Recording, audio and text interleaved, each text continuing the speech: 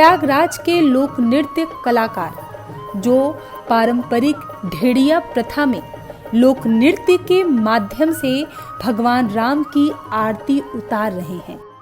ऐसी मान्यता है कि जब भगवान श्री राम 14 वर्ष का वनवास पूर्ण करके अयोध्या लौट रहे थे, तब सर्वप्रथम प्रयागराज के पावन धरती पर संगम दर्शन एवं मां गंगा की पूजन अर्चन के लिए प्रभु राम यहाँ पधारे थे। इस पारंपरिक लोक नृत्य ढेड़िया का जो दल है, इसे चलाने में मुझे बहुत खुशी होती है। हमारे लोक कलाकार आज इतने देश विदेश में भी कार्यक्रम कर रहे हैं। इसके लिए मैं अपनी लोक संस्कृति का बहुत शुक्रगुजार हूँ कि मुझे ये जानने का मौका मिला। भगवान राम, लक्ष्मण और सीता मैया जब प्रयागराज पहुँचे तो कुछ स्त्रियों को संदेह हुआ कि कहीं भगवान राम के पीछे शनिदेव ना आ गए हों। प्रयाग की स्त्रियों ने मिट्टी की छिद्रदार हांडी में दिए रखकर तीनों वनवासियों की नजर उतारी थी। तब से ये प्रथा ढेड़िया के नाम से जानी जाती है। हमारा जो पारंपरिक लोक नृत्य ढेड़िया है, इसके लिए एक मान्यता है कि जब भगवान श्री राम 14 वर्ष का वनवास पूर्ण करके अयोध्या लौट रहे थे तो सर्वप्रथम प्रयाग की पावन धरती पर संगम दर्शन किया, उनकी पूजन अर्चना किया। तो प्रयाग की स्त्रियों ने उनका स्वागत किया, अभिनंदन किया। वहीं कुछ स्त्रियों को संदेह हुआ कि भगवान के पीछे कहीं शनिदेव ना आ गए हों। तो प्रयाग वासियों को और भगवान श्री राम को शनिदेव के प्रकोप से बचाने के लिए मिट्टी के छिद्रदार हांडी में दिए रख करके उनकी नज़र उतारी थी, आरती उतारी थी। तब से ये प्रथा ढेड़िया के नाम से जाना जाता है। आपको इस ढेड़िया प्रथा के बारे में आगे पूरा बताएंगे। पहले भगवान राम की आरती उतारने वाली इस प्रथा पर आनंद किशोर के इस पारंपरिक नृत्य शैली का आनंद ले लेते हैं।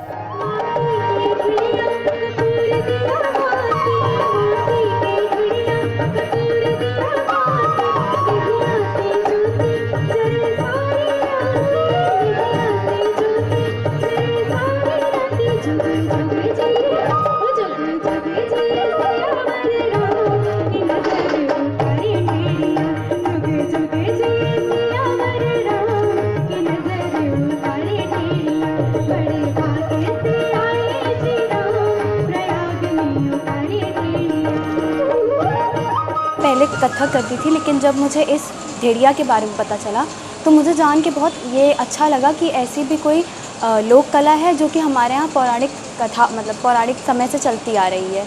तो जब मैंने पहली बार किया ढेड़िया तो मुझे बहुत अच्छा लगा था। फिर जब मुझे पता चला कि इसमें हम आगे अपना फ्यूचर भी बना सकते हैं, और ये एक आजकल अधिकतर लोग जॉब्स के पीछे भागते हैं, उन्हें हमेशा एक परमानेंट जॉब चाहिए। तो जिन लोगों को कुछ अलग करना है, जिन लोगों को अब नृत्य में थोड़ा बहुत भी इंटरेस्ट है, वो इस चीज़ को आगे लेके बढ़ सकते हैं, इसमें आगे अपना कैरियर बना सकते हैं। हम लोग ने खुद बहुत सारे नेशनल और इंटरनेशनल लेवल पे शोज़ किए हैं। आगे हम लोग को बहुत सारे इंटरनेशनल शोज़ ऑफ़र होने वाले हैं।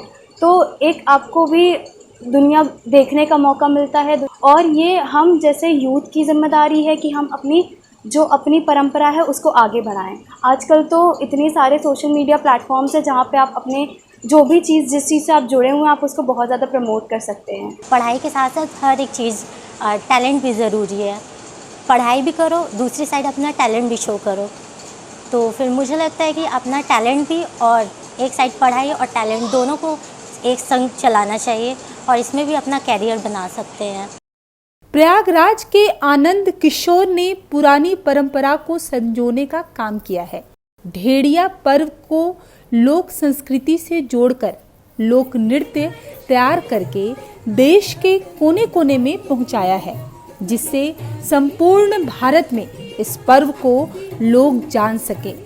यही नहीं, लोक संस्कृति के रंग में रंगा ढेड़िया नृत्य के लिए आनंद किशोर ने खुद एक गीत की रचना की और उसे स्वरबद्ध भी किया।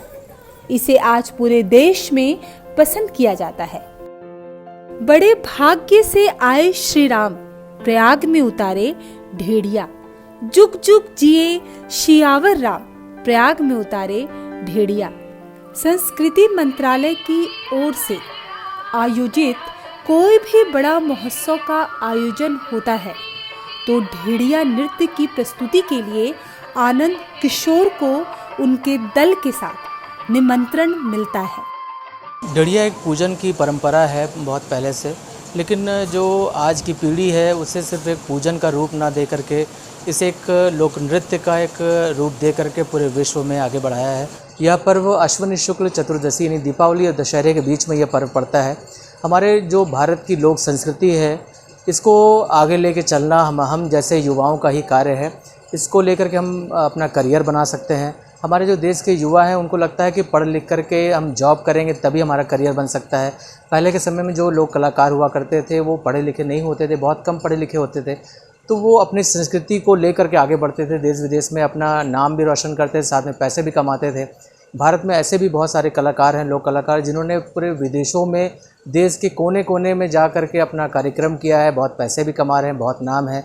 जैसे हमारे देश के एक लोक कलाकार हैं गुलाबो जी, वो अपने कला को लेकर के इतना आगे बढ़ गई हैं कि पूरी दुनिया में उन्हें लोग जानते हैं। मैं ढेड़िया लोक नृत्य की कलाकार हूँ, जो कि मैं 8-10 साल से यह कार्यक्रम कर रही हूँ लोक नृत्य। और ऐसा कहा जाता है कि भगवान रामचंद्र जी जब 14 साल का वनवास करने के लिए गए थे, तो फिर जब वह लौट के आए थे तो प्रयाग की स्त्रियों ने उनकी ढेड़िया के रूप में आरती उतारी थी, और उसी के उपलक्ष्य में यह ढेड़िया लोक नृत्य मनाया जाता है। और मैं इस लोक नृत्य को हमेशा से आगे बढ़ाना चाहूँगी, और मैं जब से कर रही हूँ हर जगह ये लोक नृत्य हमेशा आगे बढ़ते ही गया है। और हर देश विदेश, यहाँ तक कि विदेश में भी ये प्रोग्राम काफ़ी अच्छे से मनाया जा रहा है। इसके बारे में लोग पहले नहीं जानते थे, जिस हिसाब से लोग अब इस चीज़ को, इस कार्यक्रम को, इस लोक नृत्य को जानने लगे हैं। और मैं हमेशा से यही कोशिश करना चाहूँगी कि हमारे आने वाली पीढ़ियाँ भी इसको काफ़ी अच्छे से जानें, और हम आगे भी बहुत सारे कार्यक्रम करें जिससे और लोग भी इस चीज़ की जानकारी हो सके। तो हमारे देश की ये संस्कृति है, तो हमारे आगे युवाओं को इस संस्कृति को आगे बढ़ाने की पूरी जिम्मेदारी है, और बढ़ाना भी चाहिए इस सांस्कृतिक लोक नृत्य को, जिससे लोगों को, हर किसी को पता चले। अपनी विरासत और लोक संस्कृति की जिम्मेदारी एक पीढ़ी दूसरी पीढ़ी को सौंप कर जाती है।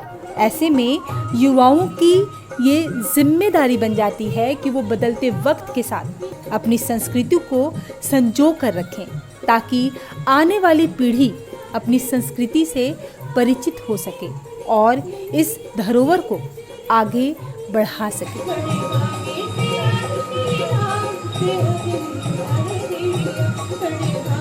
जय